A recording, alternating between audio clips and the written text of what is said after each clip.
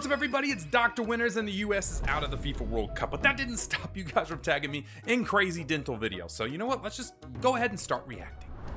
Put some toothpaste on your hand, 1 crushed activated This is how to charcoal whiten your teeth tablet, perfect. half a teaspoon of baking soda, juice of half a lemon. Okay, so first off, not really liking what I'm seeing. We got charcoal, which is super abrasive. Baking soda, actually not a problem at all. Lemon juice, super acidic, which could actually hurt your enamel. So let's see what he's doing with it here. Mix everything well. gosh. You will get a mixture like this. These are my Okay. teeth before. Brush your teeth with this mixture for 2-3 minutes.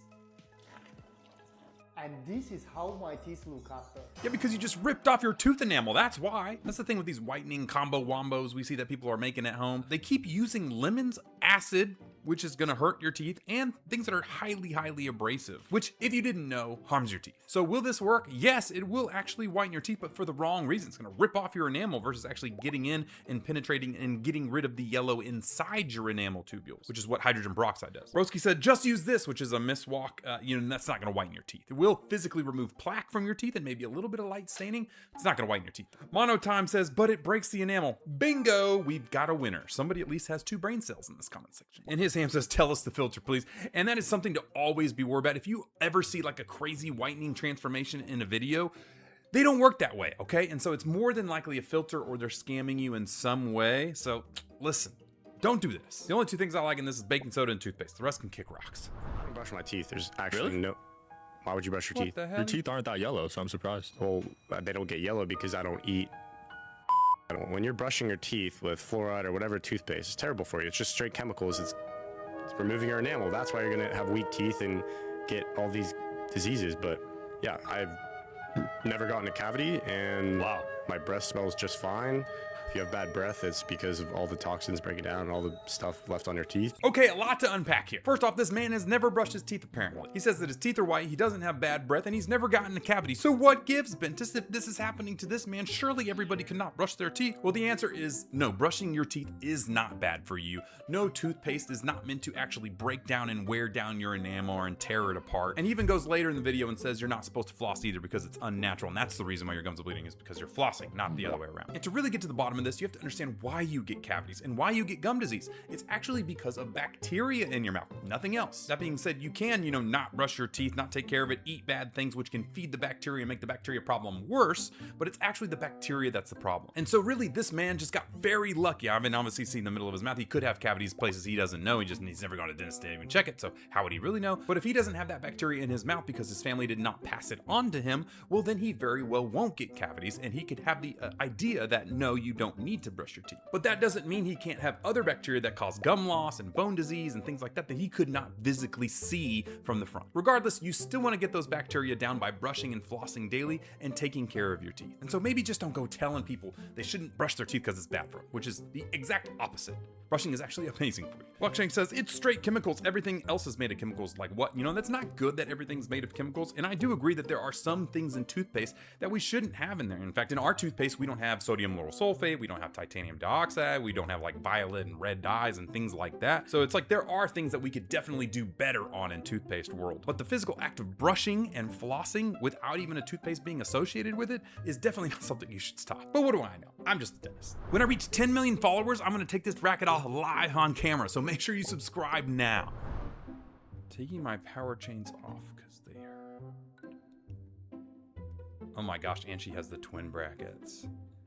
Yeah, peace up all the way back to your orthodontist when your braces are messed up. That's right, you see, a power chain is literally a physical thing that we use. It's a tool to fix something in your mouth at a certain point in braces. Normally to close up spaces and stuff like that, but still, it's a prescribed device. And it's one thing if, say, you've got a Damon braces that self-lock and you get the power chain and you take those off. Guess what? Your wire's still in the Damon brackets. It's not the end of the world per se because, well, the stuff is still being held in there. But she has these old school brackets called twin brackets that are not self-ligating, and guess what? That power chain is the only thing holding them in. So you may think you're cool taking off your power chain, but then your wire is just going to fall right out because there's nothing holding it back in. At that point, I really hope you can get that power chain back on, and the right exact one in the right exact size with the right exact power, so that you don't overpower the system and cause dumping in and all these other issues with your mouth. But still, my guess is you're probably just gonna have to go back to the orthodontist and get it back on there. Basically, what I'm trying to say is just don't mess with your braces.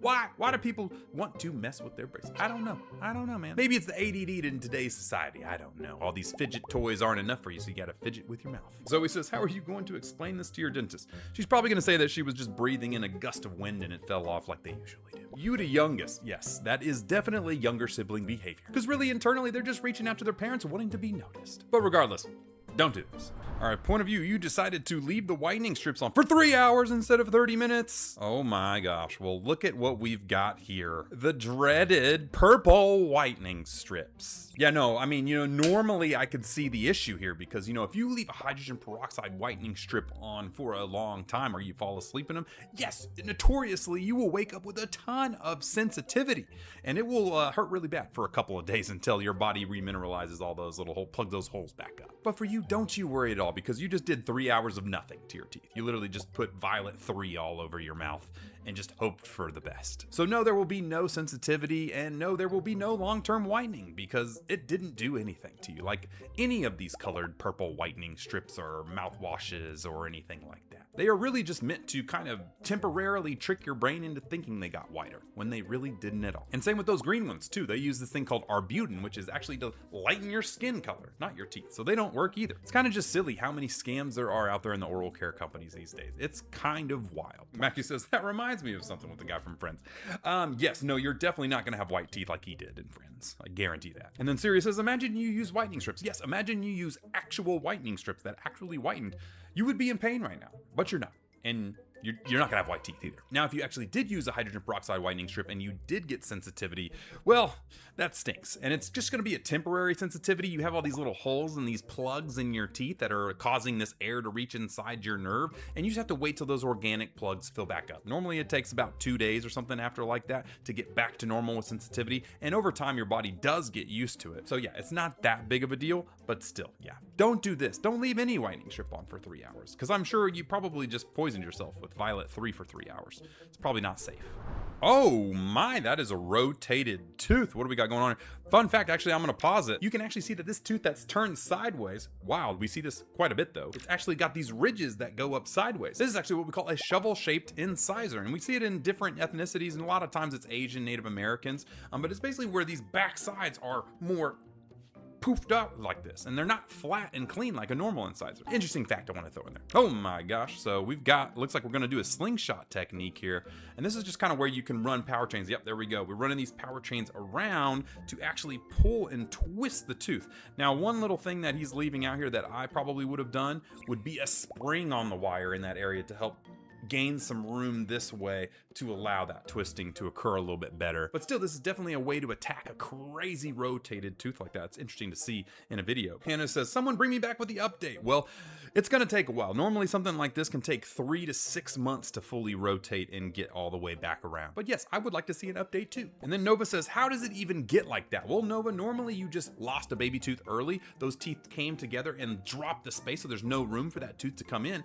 It's trying to come in, it can't go in normal, so it turns sideways to get in to your mouth. So it's basically your teeth trying to be creative to get into your mouth with the amount of crowding that you have. And trust me, it's way better than it getting blocked up in there and not coming out at all. But still, pretty cool nonetheless. I make videos like this every week, so if you're enjoying this, make sure to subscribe so you don't miss any more of my videos. Oh my gosh, that man is, oh my gosh, he's drinking it with his nose. I thought he was just chugging. First off, I'm trying to figure out why you guys are tagging me in this. I'm an orthodontist. What does this have to do with drinking? Oh my goodness, how does that not burn going down? Holy mama moly. Oh, I get it now. Everybody's saying that you can't get cavities if everything just goes through your nose and not your mouth. How are you gonna get food through there, huh? That's what I want to see next. And yes, I mean, I guess it would be a way of getting sugary drinks around past your mouth, but everything's all connected. Your mouth, your nose, everything like this. And honestly, if you drink through your nose like this, you're very likely to aspirate and get some of that down your lungs. So not healthy at all. And even then, some of that is still probably gonna get into your mouth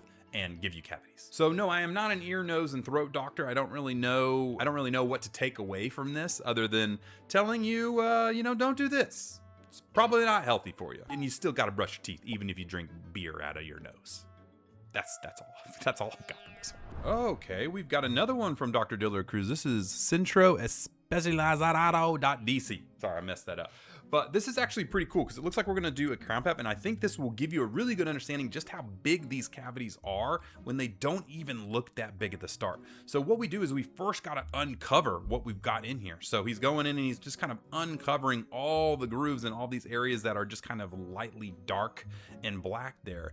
And you'll see that enamel does chip away fairly easy in these decayed stuff because they're just unsupported enamel. They can just kind of collapse in just like you would, you know, like a mine that's collapsing because there's nothing underneath it. And yeah, let's see what we got. So we've got this first initial one. Interesting to note there, you can see that white band on the right side, that is demineralized enamel. So when you see white spots on teeth and stuff, it's from this bacteria called strep mutans that goes in and eats away at it. You can also have it from acid erosion and acid wear. Okay, now we're getting into the dentin layer, which is that kind of softer yellow layer. And actually, you can still see a lot of decay here. All that black stuff that he's just scooping out because decayed dentin is actually a cheese-like consistency. So you can literally just scoop it out. Now, normally what you would be using instead of a scooper like this, and he's probably doing this just to see how close he is to the nerve to make sure nothing just drops, you know, through, because you got to be careful. You don't want to get into the pulp here. That would be a bad thing to do because then you have to get a root canal and everything. But normally you would go through with a slow speed round burr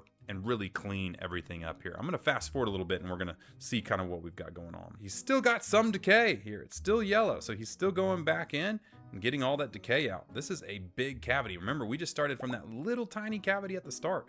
So he's gonna go in and continue cleaning that thing up and hope that he does not go into a pulp chamber, which he very well might. And there you go, he's got a pretty clean cavity there, prepped up and ready to do his filling or maybe a crown, depending on what they needed to do, because that was a big cavity. So even though if you see a tiny little spot, it very well could be hiding a lot more than you think. And this is why we need to take care of things quickly instead of letting them get worse and worse and worse. But you know, the best thing you do is just avoid it altogether by brushing and flossing. And there you go. That's another week's worth of crazy videos. If you enjoyed that one, you know what to do. I'll see you next week.